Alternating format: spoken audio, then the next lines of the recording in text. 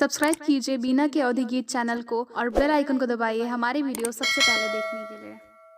पापा के खेतवा में उपजे हर दिया हो, उपजे हर दिया। अरे भैया जब बैठे रखवारे रे ललनवा। अरे भैया जब बैठे रखवारे रे ललनवा।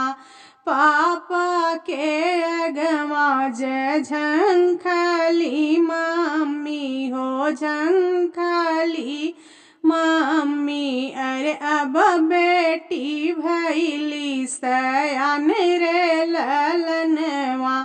अरे अब बेटी भैली सयान रे ललनवा।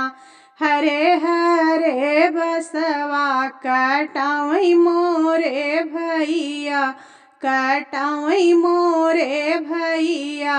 अरे पनवान माड़ो छवावई रे ललनवा। अरे पनवान माड़ो छवावई रे ललनवा। तेही माड़ऊ बैठली बेटी हो कवनी देई, बेटी हो कवनी देई। अरे हरदी चढ़ला सिर माथरे ललनवा। सेही माड़ऊ बैठली बेटी हो कवनी देई। अरे बेटी हो कवनी देई। अरे हरदी चढ़ला सिर माथरे ललनवा। अरे सेनुरा पड़ला सिर मांग रे ललनवा। चारे कहार मिली डोलिया उठावई, अरे डोलिया उठावई। अरे बेटी चली ससुरार रे ललनवा। अरे बेटी चली ससुराल रे ललनवा। भैया के रोवे से भीजे आचरवा हो, भीजे आचरवा।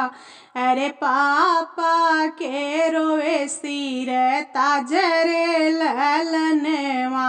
अरे पापा के रोवे सिर ताजरे ललनवा। आजू दुलर तीन बेटी भैली पराई हो, भैली पराई। अरे सुना भैले घरवा दुआर रे ललनवा। अरे सुना भैले घरवा दुआर रे ललनवा। पापा के खेतवा में उपजे हर दिया, अरे उपजे हर दिया।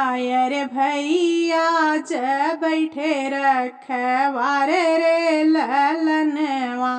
अरे भैया जब बैठे रखवारे रे ललनवा।